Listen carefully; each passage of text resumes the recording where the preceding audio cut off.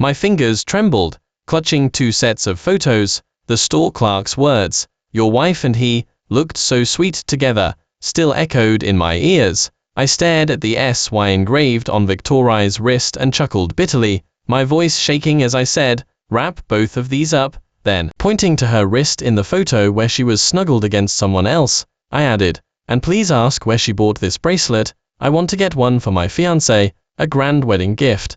Because I had lost the use of my legs, our wedding was rushed and simple. We just signed the papers at the courthouse, invited a few close friends and family for a meal, and that was our wedding reception. In the 3 years since we got married, I had begged Victoria countless times before she finally agreed to take wedding portraits with me. It had been my dream since childhood, seeing the woman I loved standing beside me, in a pure white, magnificent wedding gown. I felt like the happiest man in the world. I ignored Victoria's coldness and impatience, stubbornly pulling her into various poses until her expression soured. She had always been like this, distant, aloof, and short-tempered, but in Julian's wedding portraits, Victoria's gentle smile was something I had never seen before. It turned out she wasn't cold to everyone, I simply couldn't melt her iceberg. I hailed a taxi and had the driver take a detour to a salvage yard on the city's outskirts, where I threw all our wedding portraits in a heap. Then, back at home, I dragged my still uncooperative legs, with difficulty, to hang their large group photo right in the center of the bedroom. A dream of over 20 years. It was time to wake up. When Victoria returned, it was late at night. I didn't, as usual, thoughtfully get up to hang her coat, or hand her fresh pajamas. Instead, I stayed locked in the bedroom, perhaps sensing something was off about me. She called out from the living room, "Ethan, I brought you late-night takeout." I put on my jacket and came out. I sharply noticed the look of contempt and aversion that flashed across her eyes as they swept over my legs. I gave a bitter smile internally. She had been so obvious, yet I had never noticed it before. I opened the takeout containers, which held braised shrimp, crab in savory sauce, and a spicy rabbit dish, all already cold. The numbing spice hit me, making me feel nauseated, almost gagging. I quickly put the lids back on. Victoria looked at me in confusion. "Don't you like it? You've been begging to eat at the Dragon's Breath diner for ages. I specifically bought it for you." I was silent for a moment, then looked at her. "I never eat spicy food, Victoria. I always eat light, delicate dishes," I continued. What I wanted to eat was from the lakeside bistro. Light, delicate dishes. Victoria's hand, as she was changing clothes, paused. She gave a slightly awkward smile. "Really? Maybe the names were too similar." I got confused. "I'm sorry, Ethan. I'll take you tomorrow." "Okay." She rarely took me out, especially after I lost the use of my legs. For one, it was difficult for me to walk, and she found it troublesome to constantly help me. For another, there were always prying eyes on us, which she disliked. So, I always wore long pants and heavy sneakers, keeping my legs completely covered, trying my best to hide my injured legs from others. If it had been in the past, I would have been overjoyed if she took me out. She was busy with work and didn't spend much time at home, except for sleeping. The time she spent with me throughout the year could be counted on one hand, so in the evenings, I would often ramble onto her, telling her about delicious restaurants I'd found online, or interesting places I'd discovered when we were first married. She would listen attentively and even set aside a day each month specifically to try out new restaurants with me. But over the last year or so, she grew increasingly impatient, often interrupting me as soon as I opened my mouth. "Ethan, I've been busy all day at work and I'm exhausted. Can't you just let me rest? If you really want to go, just go by yourself. Don't I regularly transfer money to your card every month? It should be enough for you to spend." Her underlying message seemed to be, "I've given you so much money, don't bother me anymore. You do nothing at home all day but spend money, and you are still ungrateful." At first, I would sincerely tell her, "I just want you to be with me, I miss you so much, when you are not around." My only response was silence, and the sound of her peacefully sleeping. Later, I gradually started to sulk and remain silent, but she only welcomed it, completely oblivious to my emotions. Later still, I learned to comfort myself, using excuses like her company expanding and her having no time to rationalize away her behavior. Now that I think about it, I was truly foolish, helping her to abuse myself. I was clearly unhappy, so why did I keep it bottled up instead of expressing it? I swept the 3 takeout containers off the table. Bright red sauce splattered everywhere. The action made Victoria freeze for a couple of seconds, her expression quickly changing from surprise to anger. She said in a low voice, "Ethan, what's gotten into you again? I just bought the wrong food, and I already promised to take you to the lakeside bistro tomorrow. What more do you want?" Suppressing the stinging in my nose, I chuckled. Were these dishes really meant for me? If I hadn't seen Julian's Instagram feed, I might have actually believed her. A few hours ago, he had posted a 9-photo collage. Besides these dishes, there was also a large bouquet of roses and 2 intertwined hands in the corner of the photos. Victoria's wedding ring was glaringly obvious. "Happy birthday to me." In this world, there is always someone who will keep you in their heart and celebrate every birthday with you. What Victoria brought back were leftovers from her meal with Julian. She only remembered that it was Julian's birthday today. She completely forgot that today was also our 3rd wedding anniversary. I had been full of joy, going to the wedding studio to pick up our wedding portraits, only to be cruelly stabbed by the blade of reality. Hearing me say that, a flicker of guilt crossed Victoria's face. Then she said coldly, "What do you mean? Ethan, don't be paranoid all the time." I silently carried my pillow and crawled into the guest bedroom. She followed me, yelling, "Clean up this mess on the floor. What kind of behavior is this? I really don't understand. What has gotten into you?" Her voice stopped abruptly when she saw the large wedding portraits hanging in the center of the master bedroom. After a long moment, she said softly, "Ethan, are you angry? Julian and I are not what you think. You know he has autism. It's hard for him to communicate with others, and he can't find a girlfriend, so he can only ask me for help. He said his biggest wish in this life is to have a set of happy photos, and I just appeared as a friend. You also know that Julian and I are close because of you." Victoria's acquaintance with Julian was indeed because of me.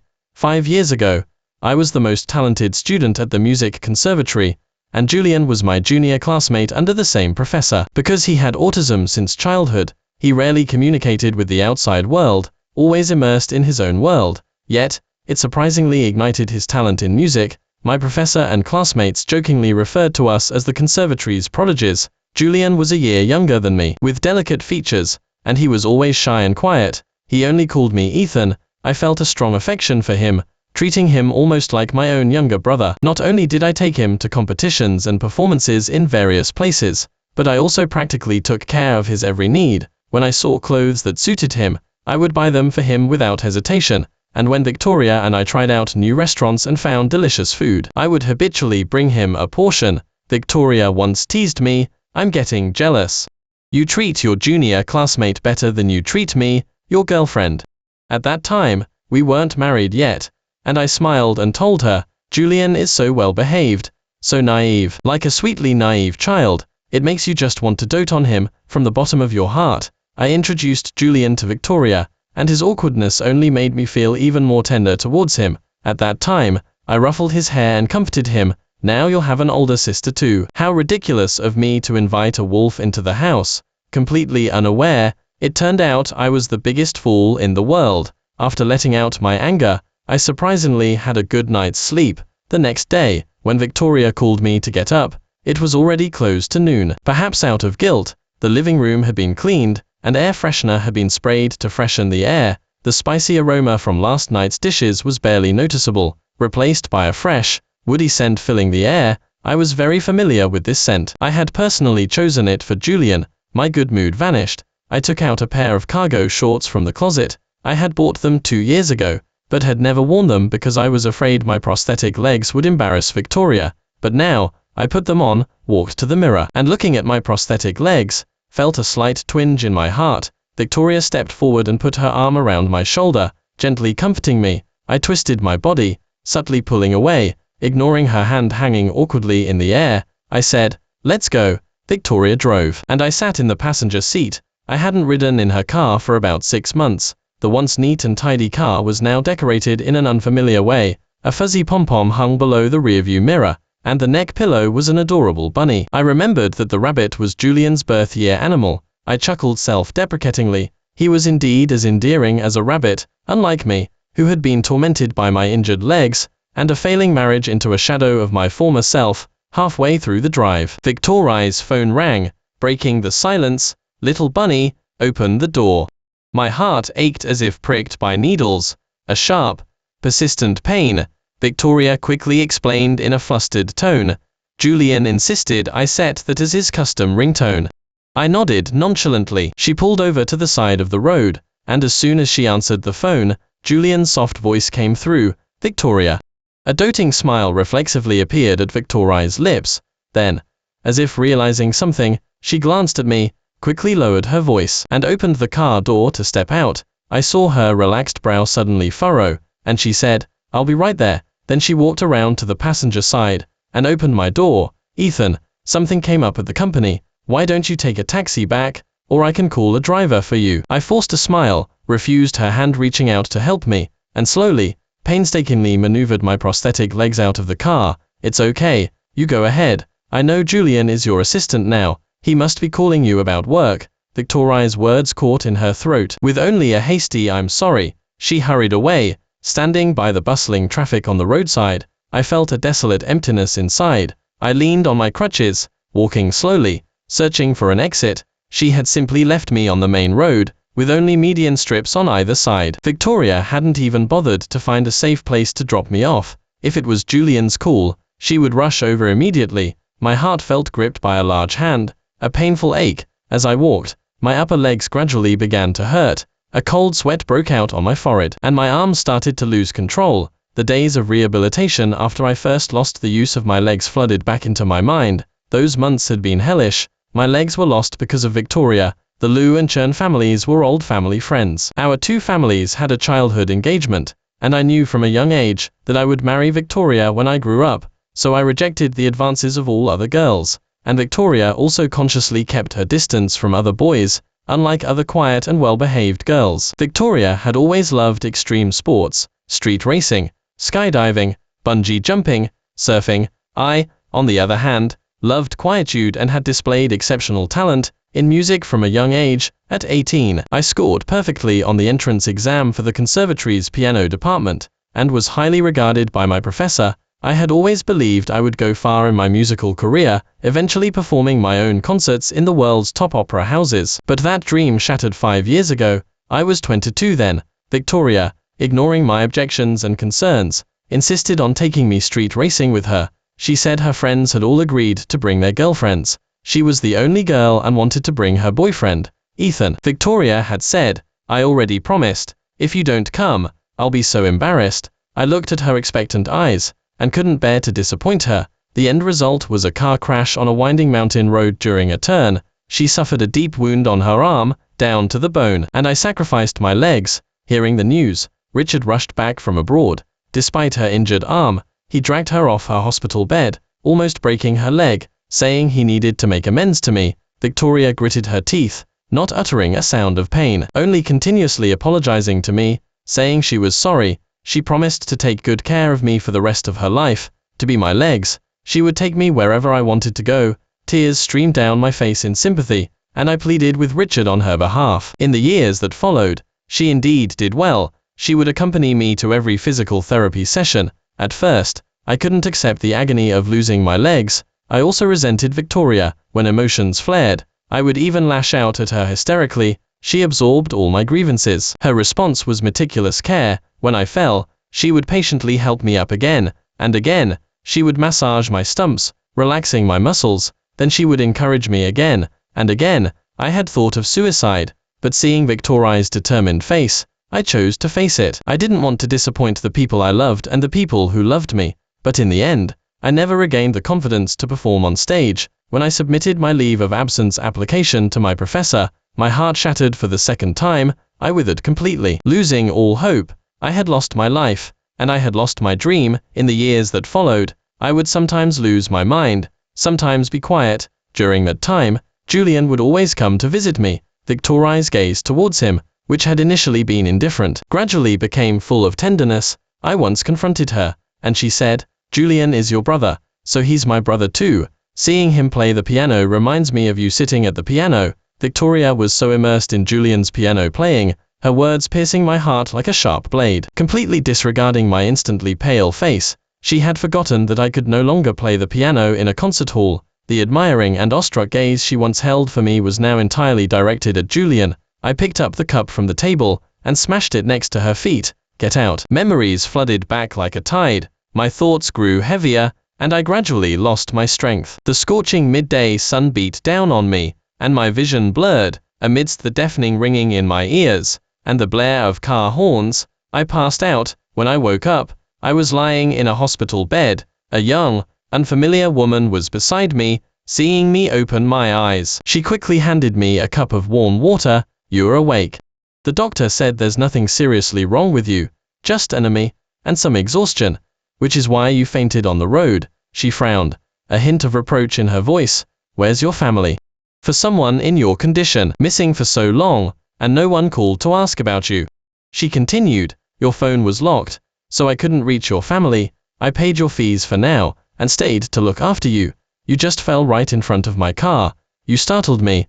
I thought you were staging an accident." Her voice was rambling yet full of concern, giving me a long-lost warmth. Even a stranger was worried about my well-being, but she seemed to have arrived at the wrong time. Opening my phone, there were no calls or messages. Just as she said, Victoria hadn't contacted me for hours. She hadn't asked how I would get back, nor had she cared whether someone with a disability would be safe on the road. My heart seemed to have gone numb, and at that moment, it died completely. I smiled at her. "My name is Ethan. Thank you for saving me. I'll transfer you the money." "You are welcome. Just call me Chloe. The priority now is to find your family." She waved her hand, helping me down from the bed. As we walked into the lobby, I unexpectedly saw Victoria and Julian. She was half crouching on the floor, carefully applying medicine to Julian's hand. My hand instinctively clenched, then began to tremble slightly. Sensing the tension in my hand, Chloe looked over curiously in the direction of my gaze. "You know them?"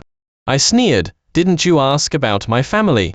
"No need to look, they are right here." The two, hearing the commotion, looked over at us. A flicker of guilt flashed in Victoria's eyes, then she reverted to her usual coldness. She walked toward me, explaining, "Julian accidentally broke a cup in the office earlier and hurt his hand, so I brought him to the hospital to get it checked." I looked at Julian's wound. There wasn't even any blood. It looks really serious. If you had brought him a little later, it probably would have healed, right? And because of this asterisk, you abandoned me in the middle of the road." Julian's eyes instantly brimmed with tears. "Ethan, don't misunderstand. I really did call Ms. Sterling back to the company for an urgent matter."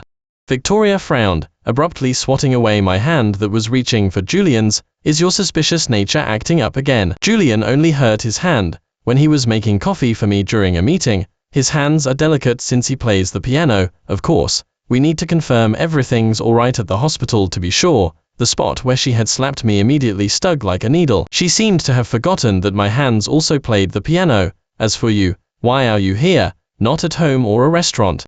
She looked up at Chloe. "Who is this woman, and why are you with her?" My inner fury intensified. I stared coldly at Victoria's face and demanded loudly, "How dare you ask me? How was I supposed to get home, or to a restaurant? Drag myself on these injured legs? If this kind stranger hadn't saved me, I wouldn't have seen you, and Julian being so cozy." Julian came over and tugged at my sleeve, softly pleading, "Ethan, Ms. Sterling and I aren't what you think. You've misunderstood." Victoria pushed me away, shielding him behind her. "Didn't you say you wanted me to treat Julian like a younger brother? Why are you getting jealous now?" I lost my footing and almost fell. The last thread of sanity in my mind snapped, and my entire body felt like it was falling into an abyss. Chloe steadied me, unable to stand by. She spoke up, "You are Ethan's wife." She scanned Victoria scornfully, then scoffed, "While I don't know what's going on between you three, leaving your disabled husband on a busy street, while you tend to a perfectly capable young man. PFFT, I have pretty good eyesight, and I can barely see that wound." Julian awkwardly put his hand behind his back, a flash of malice in his eyes.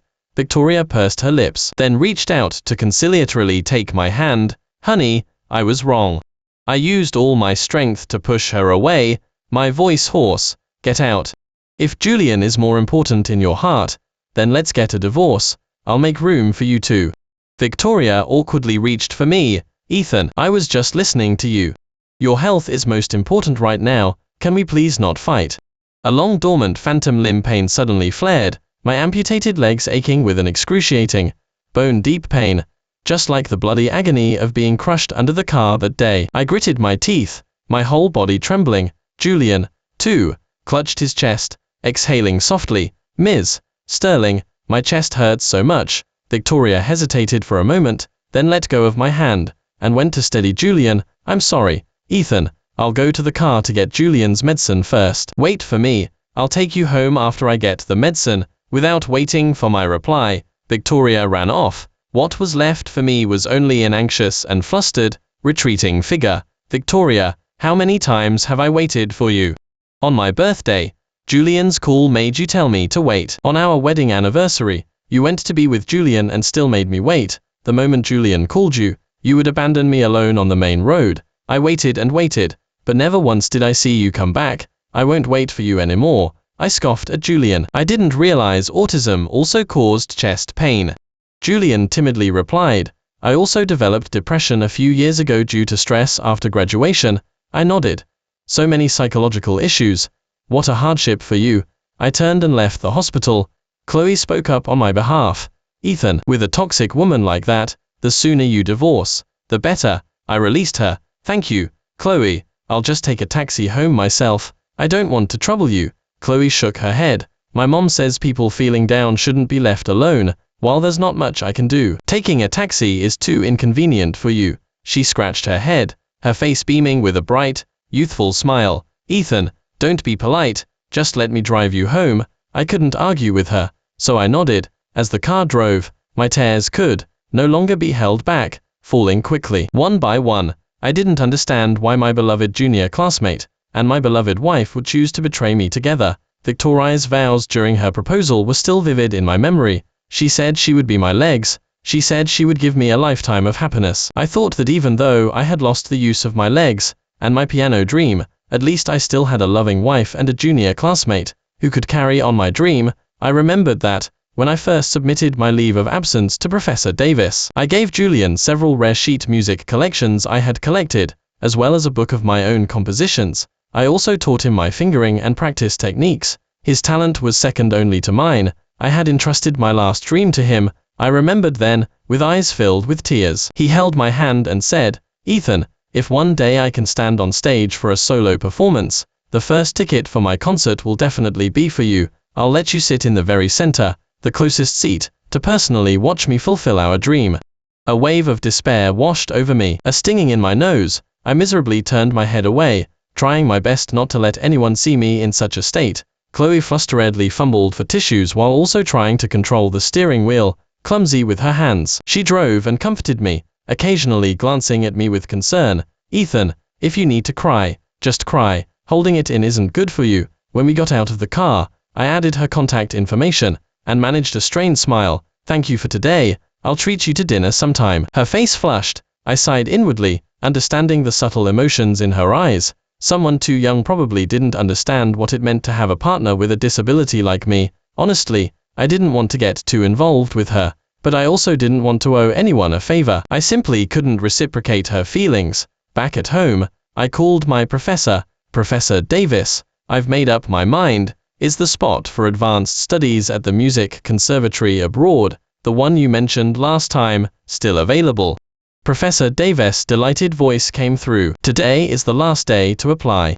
I'll send your information over right away. This is wonderful, you finally managed to move forward. My professor had always encouraged me, saying that I played the piano with my hands, and losing the use of my legs wouldn't affect too much. As long as I adjusted my mindset, I could still return to the world stage. It was my own mental block that I couldn't overcome. I always felt that if I couldn't stand out like a swan, with the most perfect posture, then I would rather hide myself in a swamp like an ugly duckling. Now, I understood that no one could fulfill my dream for me. I ultimately had to rely on my own hands. When Victoria returned, it was late at night. She slipped into my bed and pressed closer to me. My body instantly stiffened. I shifted away, creating distance between us. Victoria sighed, almost inaudible. Ethan, are you still mad at me? Seeing that I didn't answer, she patiently explained. Before, I didn't think highly of Julian, and you even blamed me for treating him poorly, and argued with me. Have you forgotten? When you first had your car accident, you never went back to school, and later you even took a leave of absence. Julian was miserable every day at school. He wanted to stay at the hospital all the time. It was the shock from your accident that worsened his autism, to the point where he couldn't even communicate with anyone but you, and only I could get a few words out of him. You kept telling me to take care of him, and now, I genuinely treat him like my own brother. I swear, there's absolutely no personal feelings between us. So, his severe autism and depression were my fault now. But he was now working as an assistant at Ms. Sterling's company and even attending various dinners and business gatherings with her. Where did he look sick? I said coldly, only you know what your true feelings for him are. Don't you know who the people at your company consider your husband? Even your business partners probably don't know you have a disabled husband, do they? Victoria rarely adopted such a submissive posture with me. My words were sharp and cutting, and she lost her composure, her face instantly falling. Enough.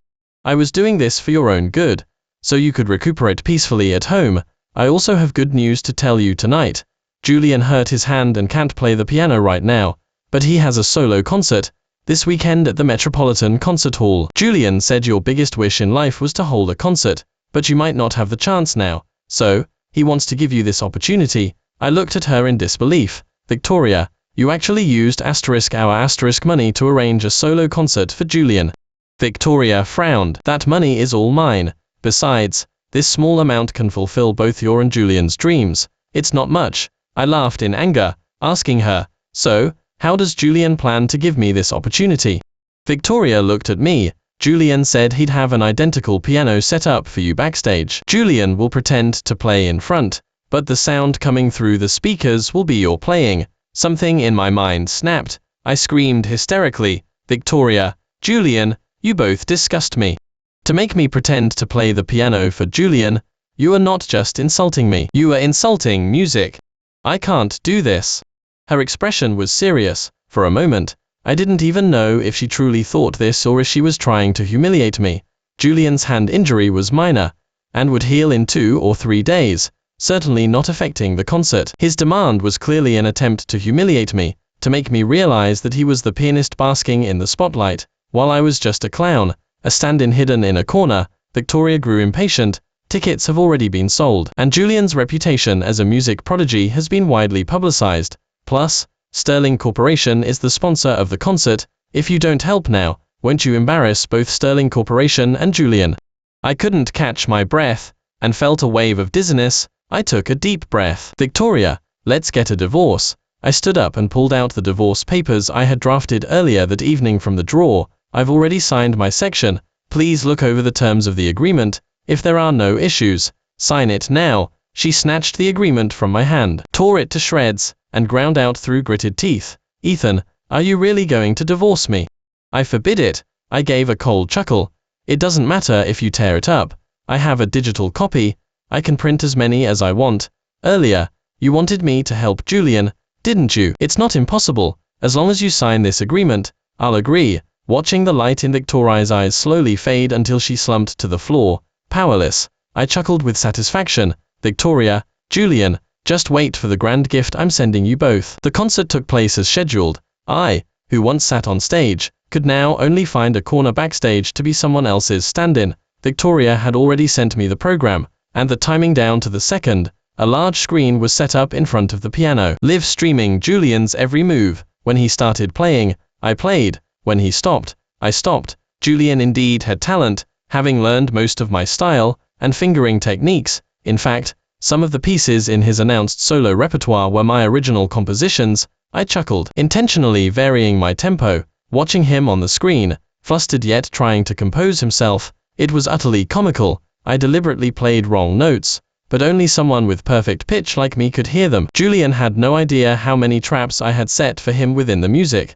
Across the 10 pieces, I intentionally played hundreds of wrong notes, hidden in various corners. When the performance ended, Julian stood up gracefully, accepting the thunderous applause from the audience. He smiled, holding Victoria's hand, and said a few words of thanks. They looked like a perfect couple. The next day, news of the 26-year-old music prodigy Julian's successful solo concert was on the trending topics. Victoria was busy dealing with the media, and had no time for me. By then, I had already moved out all my belongings, leaving behind the divorce papers, and returned to my parents' house. I lay on the sofa, eating fruit and scrolling through the news. Julian is so lucky. He's handsome and so talented, and he even has a caring girlfriend. I heard his girlfriend is the organizer of this concert, the CEO of Sterling Corporation. Ah, I'm fangirling. Music prodigy plus powerful female CEO, what kind of fairy tale is this? Besides the netizens' continuous envy, 3 of the pieces Julian played yesterday also made it into the top 10 on a popular music streaming app. The more I read, the happier I became. Keep the praise coming, fan the flames of their popularity even higher. The higher they climbed, the harder they would fall. Through their smiling, happy photo together, I seemed to see their miserable plight, after they fell from grace and were condemned by everyone. Eleanor looked at me with concern. Ethan, are you all right? Victoria, she. I shook my head, smiling reassuringly at Eleanor. I've decided to divorce her. Whatever she does with other men has nothing to do with me anymore. Although Eleanor felt for me, she respected my decision. She knew I might have suffered grievances at the Churn family's hands, but didn't ask further. I didn't have the energy to explain everything again. I was very grateful for Eleanor's thoughtfulness. Oh, and Eleanor, there's one more thing. I've agreed with Professor Davis. Is the spot for advanced studies at the Music Conservatory abroad still available? Eleanor was both surprised and overjoyed, hugging me and shedding tears. This is wonderful. Ethan, I always thought you looked your best when you were on the music stage. I hugged Eleanor back, feeling a pang of sadness. I am sorry for making you and Robert worry. This time, I will definitely stick to my dreams and my path. Nothing will stand in my way ever again. Ultimately, to accommodate my legs, Eleanor decided to fly abroad with me. Robert, on the other hand, stayed in the country to handle my divorce, and some business issues between the Liu and Churn families, and the downfall of Julian and Sterling Corporation came faster than I had anticipated. Perhaps it was because their popularity had been boosted too high, with some enthusiastic fans even recommending Julian to renowned pianists. Julian's music was actually heard by several musical masters. It was said that they were initially in disbelief, but after listening a few times, they finally started pointing out errors one by one. In 10 pieces of music, Julian had actually played hundreds of wrong notes. However, they had seen videos of Julian performing live, where every key was pressed in the correct position. As soon as this news broke, it stirred up a huge wave of trending topics online, like a roaring tide. It even surpassed the popularity Julian had achieved as a music prodigy. Enthusiastic and gossipy netizens dug deeper in this direction. They not only unearthed Julian's fake playing, but also discovered that several original compositions he had claimed were pieces I had played in public, solidifying his reputation as a genius fraud. Even Sterling was exposed for a lot of scandalous behavior, and Victoria, the CEO of Sterling, had been involved with Julian despite being married and having a husband. For a time, the internet was filled with angry accusations, and Sterling's stock plummeted. The company was on the verge of collapse. At that time, I had successfully enrolled in the university, and with my excellent fingerwork and unique insights into music, I successfully gained the approval of my new mentor. She was an excellent and gentle foreign woman, who not only didn't discriminate against my legs, but even shared her own past struggles with me, offering a lot of encouragement. I saw Victoria again downstairs from my house abroad. I don't know how she found out my address, but I ran into her just as I was returning from school. She no longer had her former radiant appearance. She had aged and looked quite haggard, and there were even some grey hairs. Her eyes were bloodshot, and her clothes were unironed and wrinkled. She used to be extremely particular about her appearance, always meticulously prepared before going out. I had never seen her in such a state, but now, seeing her, aside from a little surprise, my heart felt no ripples whatsoever. As soon as she saw me, she rushed forward, her steps so hurried that she stumbled over a raised stone on the ground, nearly falling. Her eyes were red, and she looked at me, her voice choked with tears. Ethan, do you really not want me anymore? I gave a cold smile. Victoria, you were the one who abandoned this relationship first. Now, who are you putting on this pitiful display for? As if stimulated by something, she slapped herself hard, as if in self-punishment. I am sorry. Ethan, I ruined our family. My tone was calm and flat. Victoria, what's the use of saying all this now? Go, don't come looking for me anymore, and don't disturb my life. She trembled, reaching out to help me. Seeing me recoil, she eventually lowered her head, giving up on touching me. Don't misunderstand. I am not here to cling to you. I just wanted to see how you're doing now. She looked up, revealing a smile uglier than a cry. Seeing you now making progress on your dream path, I am proud of you. I know I have no right to ask you to stay. I hope you find happiness in the future. Don't trouble yourself. Ethan's happiness will be my responsibility from now on. Chloe emerged from the corner, embracing my shoulder as if declaring ownership. Victoria's face instantly drained of color, visibly swaying, almost collapsing. She stared for a long moment, muttering, "It's you, the woman from that day." Chloe showed a bright smile, extending her hand. "Hello, my name is Chloe, Ethan's current girlfriend." Victoria ultimately didn't shake her hand, and walked away, utterly dejected. After she disappeared, I feigned a reproachful glare at Chloe. "What nonsense are you talking about? Who said I am your boyfriend?" After arriving at the music conservatory, I unexpectedly met Chloe. It turned out she was studying at the same university, but her major was composition. "Actually, I've seen you before, the day we reconnected." She looked at me, her eyes sparkling. "At the freshman orientation, when I first entered university, you performed. Your beautiful piano music and elegant posture left a lasting impression on me, but soon after, I heard about you from my mentor, saying you had taken a leave of absence. I asked that old man why, but he refused to tell me the reason." I gave a bitter smile, because back then, due to my insecurity and fear, I had asked my mentor not to let my classmates know that I had lost my legs. Then that day you collapsed in front of my car, and only then did I realize you had experienced such a great life setback. But thankfully, you've stood up again. She looked at me encouragingly, her eyes filled with an unshakable tenderness. "If my old man hadn't suddenly called me home, I might have missed you forever." Pulled back from my memories, what appeared before my eyes was still Chloe's signature smile. "Even though you're not my boyfriend yet, I am confident you will be."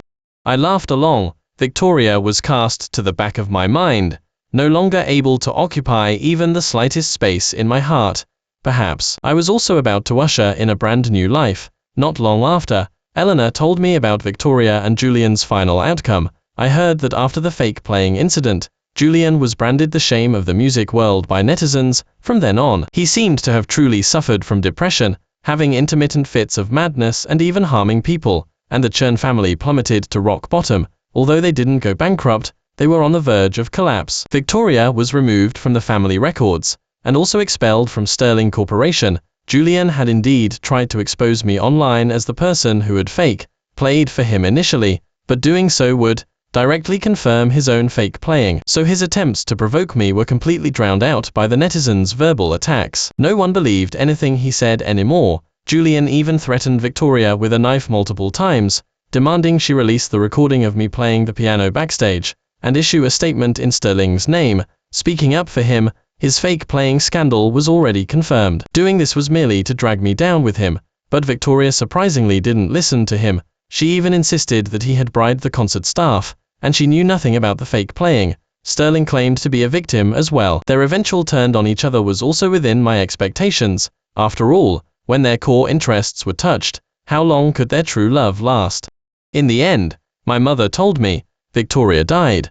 I heard that because she refused to smear me, Julian completely lost his mind. During one of his episodes, he stabbed Victoria through with a knife. Actually, Victoria could have been saved at that time, but she had lost everything: power, status, her loved one. With no will to live, she eventually died on the operating table. At this point, though my mother hated Victoria's actions, being a kind person, she still sighed. Victoria was a child I watched grow up. How did she end up like this? Yes, how did she end up like this? I thought I would peacefully grow old with her, from childhood to old age. How did it come to this point?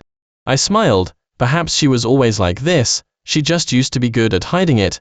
I picked up my phone. It was a message from Chloe. "Ethan, want to hang out? I found a bubble tea shop on Main Street that's incredibly delicious. I heard it's a chain from back home, and I waited 2 hours in line to get it. I'll come pick you up now." I replied with one word: "Okay." There's truly no hurdle one cannot overcome. Now, I have my dreams, and my family is by my side, and someone who loves me is waiting for me. After navigating countless storms, vast open skies await.